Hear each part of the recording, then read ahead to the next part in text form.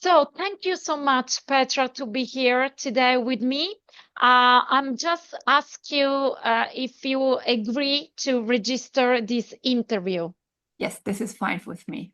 Mhm. So, Petra, thank you again. I'm very happy that you are here. You are a family psychotherapist, and you have a lot of experience in the field of infertility.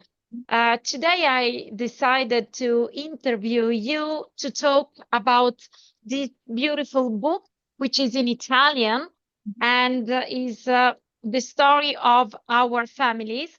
And it's a book written for couples that are done the journey with sperm donation. But I would like that you tell to us something more about why you decided to write this book, and also if you can say to us something about you and your research.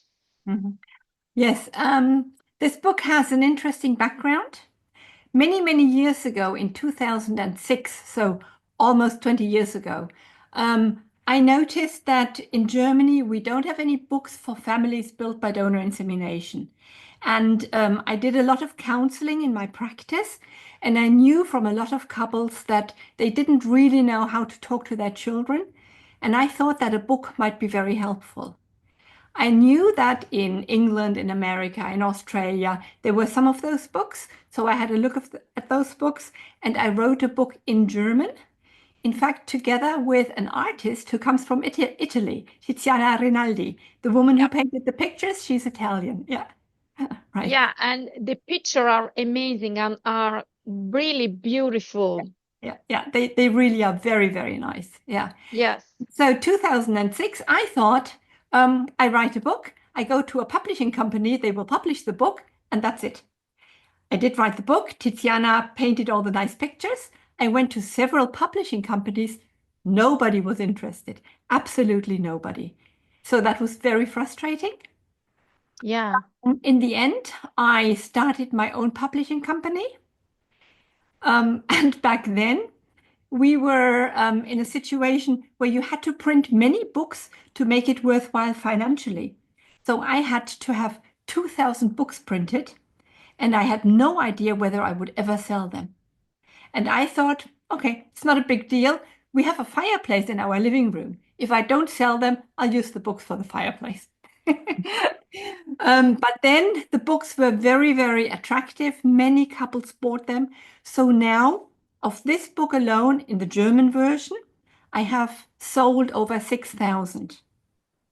And then several colleagues from other countries approached me and they said, well, it's such a lovely book. Wouldn't you be interested in writing it or in translating it into other languages? And a few years ago, Veronika Garms Yeah. approached me. She is a German psychologist who has been living in Italy for a long, long time. And she said, we don't have anything in Italy. How about if I translate the book into Italian and we publish it? And then we finally have a book for Italian parents as well. And that's what we did. And you are holding the result. Yeah, I'm going to say the title in Italian, Petra Thorn, la storia della nostra famiglia, un libro per famiglie nate grazie all'inseminazione eterologa, edizione italiana a cura di Veronica Garms.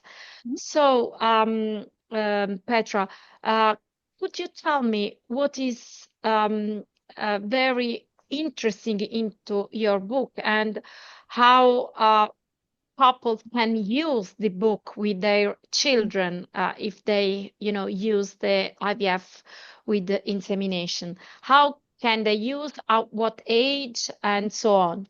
Mhm. When I counsel couples, a lot of couples find it very difficult to find the right words, the right terminology when talking to very young children. The couples are very worried that children will not understand the complicated process of an IVF or of an insemination. And this is when a book like this is very helpful because it uses very, very simple terminology, very simple words, but also very simple concepts to explain to young children. For example, a donor is depicted as a man, as a person who helps, who gives somebody else sperm so that they can have a baby. Children learn that in order to have a baby, you need, that's it. There's the donor on the one side, the doctor is in the middle, and the couple is on the other side. And it sort of pictures that the donor, via the doctor, gives his sperm, here it's a little heart, to the couple. Yes. So it's a very simple concept, yeah. And the book is full of these little concepts, which make it easy for parents to talk about it, and of course also very easy for children to understand. Yeah. And at that point in time, it's not important that children understand the process of IVF or of insemination. It's important that children learn that parents struggle a little bit, but they found a great solution. And the solution was that somebody else gave them sperm and the doctor helped them to become pregnant. Yeah, so this is very simple, has explanation, and but for a lot of couples, it's very hard Mhm. to, say that. And in Italy, for instance, there are a lot of couples that decide to not say how they had this baby. What would you like to say to that couples and how we could help them to try to, tell the story in a comfortable way? I think it's very important that couples at the very beginning of their journey through infertility learn about different family building options. They learn about, if they suffer from male infertility, they learn about ICSI. They Yeah, learn about donor insemination. They learn about adoption. They learn about fostering. Yes. So they learn about family building options with their own genes, with ICSI, and family building options which include social parenting. Yeah. Donor yeah, insemination results in a social father. Adoption results in social parenthood, etc. Yeah. In Germany, we offer a lot of counseling to couples at the very beginning. Yes. And whenever we see couples in Germany in a counseling session, we talk to them about all the options. Yes. And when they come specifically because they have been diagnosed with male infertility and they are considering donor insemination, we talk to them about what it's like for a child to learn about donor insemination. We talk to them how they, as parents, can talk to their children. So we talk about disclosure from a very, very early point on. And I think that makes it much, much easier for parents to consider disclosure and to consider talking. And we also recommend that they are fairly open in their close family and friends network. mhm, And this, in a way, can be a first step in practicing disclosure. So, if couples become pregnant and they start talking to their parents, to brothers, to sisters, to very, very close friends, that's the very first step in being open about it, in talking about donor insemination. And it makes it much easier later on to talk to children about it. So we see it as a process. So it's not yeah, couples talking to 3-year-old children, but it's couples at the very beginning to think about disclosure, couples who are pregnant to talk to close family and friends, and then couple with small children to finally talk to children. yeah. So we try to So worry away a little bit. Yeah. yeah, so it's a kind of process, and when you start since the beginning, it's a kind of training also to find the right words Yeah. to use with your Yeah. child. Yeah. Because if you start at the very beginning, you know that children, they don't understand Exactly. practically what is going on, but what it is. But then they start to understand more and more. Mhm. So, Petra, can we say to our audience that is a process that starts but doesn't finish? There is not a finish. It continues in the life, and it's not so central Mhm. as a subject of the family. It's a part of a topic, but it's not so central. It's become natural. Yeah, yeah. Yes, that's absolutely right. I would also say it's a story that is part of their family story, but it's part of their family story. It doesn't define them as a family. Yeah, its part and it continues to be there. And the easiest for everybody is to be able to talk about it when somebody is reminded of somebody, of something, if somebody has a question about it. Yes, and then to be able to talk about it without anxiety, without nervousness, without blushing, without stuttering. That makes it much easier for the parents and, of course, for the child as well. Um, there is a part in your book which is the last part, because there is a part that is a story to tell to your child, and then there is a second part which is very interesting. Could you tell to our audience what is this part and what are the stories that are written in the last part of the book? Yeah, in all of my books for children, and there are many more now than just the one about donor insemination, I have similar books for egg donation, embryo donation, for heterosexual couples, for lesbian couples, for solo women. So there's a whole variety.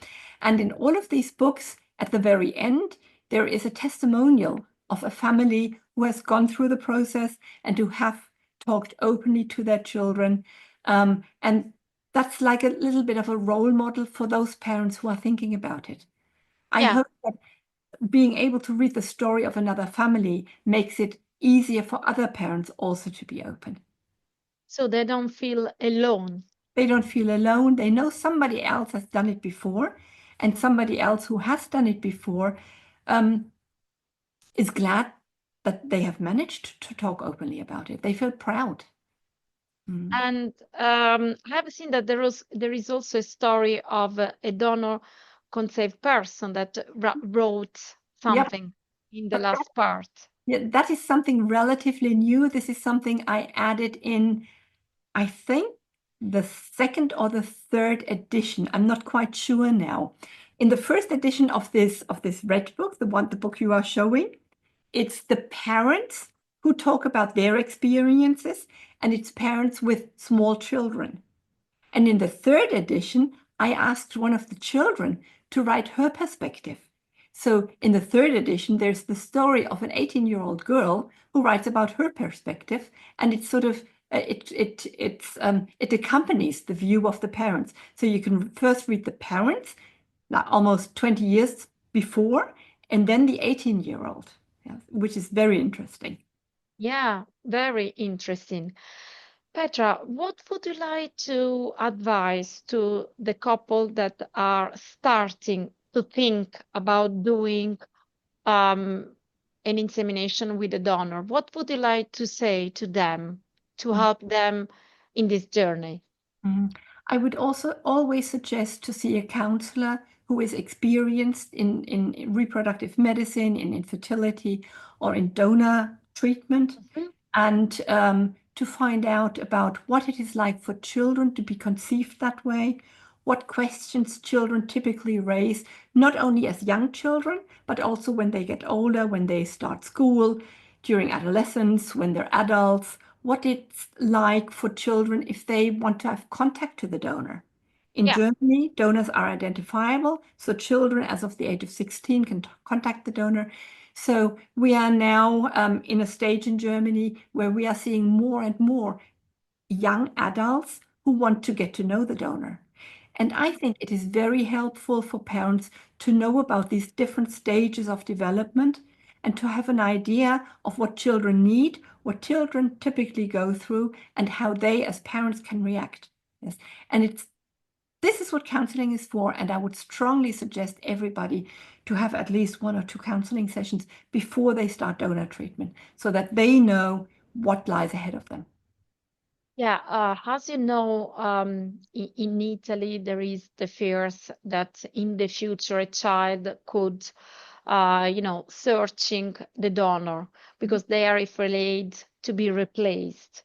What would you like to say to the parents of these children for Mhm. the future? Because this is a big fear, and sometimes they say it's better to avoid to Mhm. say this information because I'm afraid to be replaced. Yeah. Well, it's the father who's worried that he's replaced. Yeah, And we yeah, have so much research in this area, and all the research points out that it's social connections that are very stable, very strong. and that children who are interested in the donor are not interested in losing a father. We now Yeah. have some research with adult children who have met the donor, and these adult children say, it's great that we know the donor, it's very good that we were able to ask him all the questions, but we are not looking for a second father. We have our father, and he will remain our father. We have Yeah. a lot of research on psychological bonding, and we know that the bonding in these families is very, very stable. And it doesn't matter whether it's the bonding to the genetic mother or to the social father. One bond is as strong as the other bond. So parents don't have anything to worry about. Yeah. And at the Yeah. same time, we know children are curious. We know that from adopted children. Yes, Yes. a lot of them look for their tummy for their biological parents, yes. And that's very similar in donor treatment. We expect lots of children to be interested, to be curious, but not because they are looking for a second parent. They are looking for their biological roots, Yeah. yes. But they Yeah. are quite sure that their parents are their parents. And the parents are those who have raised them, who they've lived with. Yeah, of course. And the donor is a donor and wanted to be a donor. Right. Yeah. Yeah. Um, at what age and if a couple is in late, I mean, if their children is 7 or 8 years old, can they use your book in any case or not? I think the older the child is, the more tricky it becomes to use that specific book. It's really written for young children between 3 and maybe 7, maximum 8 years. Yes. Older children typically say, this is a book for babies. I'm not interested in it. Yeah. And we don't really have a lot of books for older children. This is something we lack in literature all around the world. There used to be an American book, but I don't think it's published anymore. Yeah. So that's a bit of a shame. We need more books for older children. Yeah. And this is something that we are working on in Germany. Okay, so interesting. Yeah, a focus And on these books. maybe Petra, could be useful that in any case a family is going to write also their story, maybe with a book of pictures, and they can use the book like a guide to follow, and then to Mhm. increase this guide with their experience. Yes. But of course, we need to write more about adults, um, donor consent people that maybe start Yeah. in an Yeah. older way, Yeah. uh, to tell the story when the parents start later. Right. This is something we sometimes raise in counseling because there is so little for middle-aged children. Yeah, One idea for the parents is to make like a scrapbook. I don't know whether you have that word yeah, in. yeah. It's there isn't, but I understand you. A Yeah, scrapbook. to sit together with your child and to put together a book about the conception of the child, about family life, about the clinic the parents went to see, about the doctor they went to see. They can put in an ultrasound photo. Parents usually have that Yeah, nowadays, etc., etc. And they can have that book printed now. It's not yeah, expensive anymore. And then they have a book of their family, yeah, which is great, which is very unique, very personal. Yeah. yeah. Petra, how can people buy your book?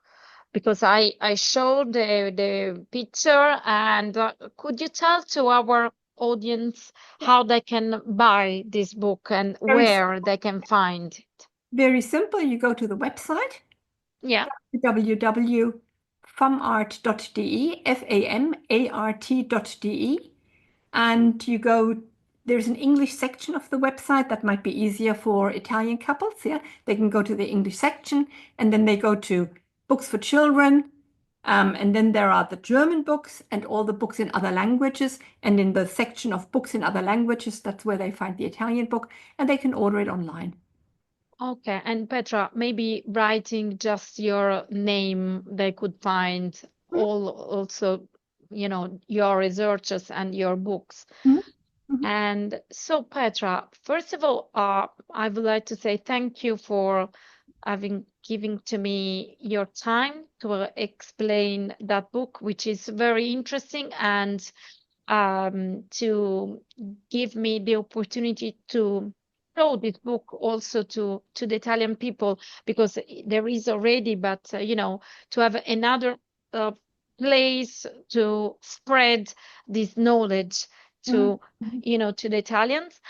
And you inspired me also with your book to collect some letter of parents to children and the opposite. So I'm collecting also some letter that is written by parents. And so I would like to say thank you for inspiring me in doing that.